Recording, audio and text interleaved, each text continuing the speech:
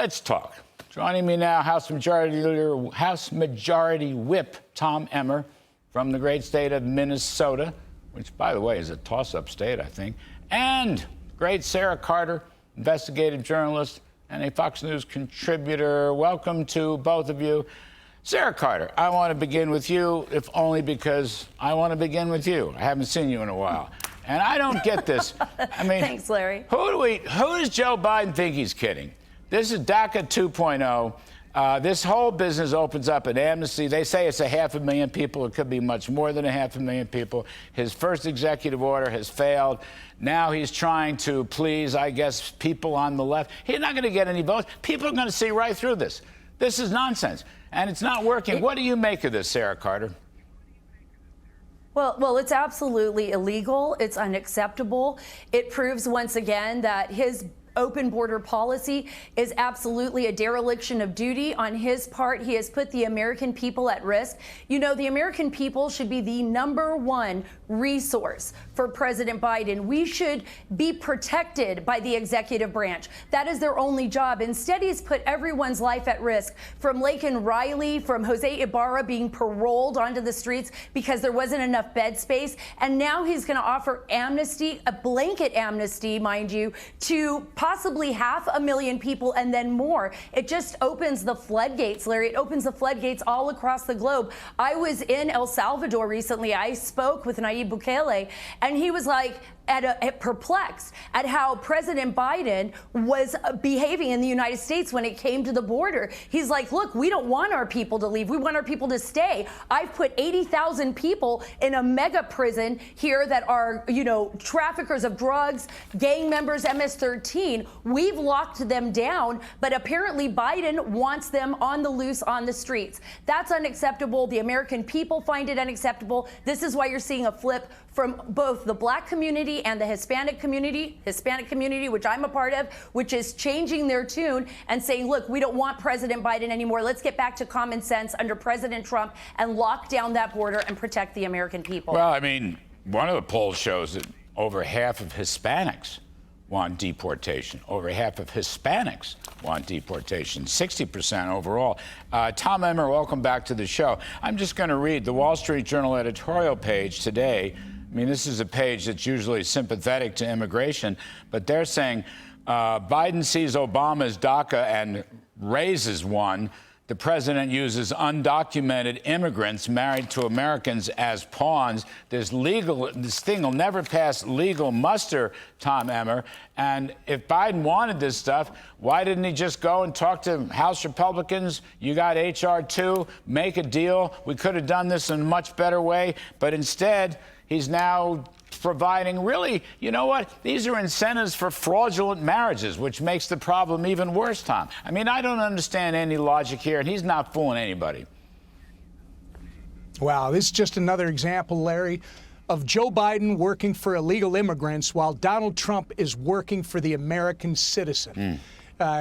Trump's going to get this thing under control when he takes the White House back as number 47 next January. In the meantime, this is just Joe Biden once again and his cronies sticking a finger in the eye of the American public.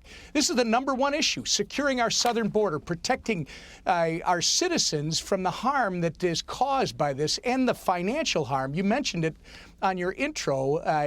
On an annual basis, Larry, it's $150 billion plus on an annual basis. That's $1,150 some dollars per American citizen that this is costing us.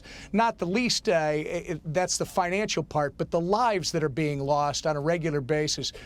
This is a crisis that has been solely created by Joe Biden. And you talk about trying to work with him. He's ignored us. We passed the strongest border security bill in the last 20 years. It dealt with basically 5 things. Reform parole, reform the broken asylum system, finish the wall, end catch and release, and restore remain in Mexico. He refuses to negotiate on these 5 very simple things. Remain in Mexico, Larry, our Border Patrol authorities tell us that would solve 60% of the problem overnight. But, Tom, I don't understand. You know, you can't just declare parole in place. I mean, you need congressional legislation. The Wall Street Journal editorial today says, you know, you need a safe legislative harbor. Now, you tried to make a deal. I mean, at least there were discussions. I know in the other body, Senator Langford tried to make a deal. Why did Joe Biden wait till now? Why didn't he want to make a deal earlier? And why does he insist on making this such a partisan issue? Because, you know, Tom, here's the thing. Biden's polling numbers are so bad on the border. I mean, he's going to be down 20, 25 points to Trump. It's way too late for this kind of, transparent cover-up thing. I do not understand his thinking, and the courts are going to block this anyway. Tom, Yeah, sorry. Larry, up to you. We lost Sara Carter, but you're on, Mr. Whip. Go ahead, please. I was just going to say the most recent poll shows Americans trust Donald Trump on the border and our border security more than Joe Biden by 27 points. Right. The problem here is just you're dealing with a lawless administration. It doesn't matter if the Supreme Court says you can't write off student loans. It doesn't matter if there's no basis to persecute Donald Trump in courts all across this country. It doesn't matter. These people don't believe in the truth, and they don't respect the rule of law. They're going to keep doing this. Elections have consequences, and the beauty of this, Larry, the American public is much smarter than Joe Biden and his crazy radical left give us credit for. And they're going to show up in November, and they're going to do the right thing by putting Donald J. Trump back into office and giving Republicans majorities in the Senate and expanding our majority in the House. Sara Carter, I'm sorry we lost you, but I'm glad we got you back. I'm going to give you the last word. That's all right. The net of this whole issue is monsters, literally monsters, are coming into this country, and they're doing the most awful, incomprehensive, hideous things imaginable. And I'm not, it isn't just the aggregate crime statistics or whatever. What they're doing to young women, to teenagers and so forth. I mean, it's just a matter of common sense, all right? I think most Americans really would say, stop the madness, do what we have to do, put up the wall, go back to remain in Mexico, let's finally be tough.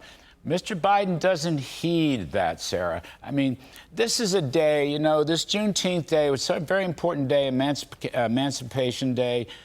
I'm looking for unity here, Sarah. Not so much partisanship as unity. Why can't Joe Biden ever get his arms around unity, which is what he said 4 years ago when he first ran for president? He just doesn't have it in him. He doesn't have it in him. And I think the guy who does have it in him is Trump. I'm going to give you the last word, Sarah.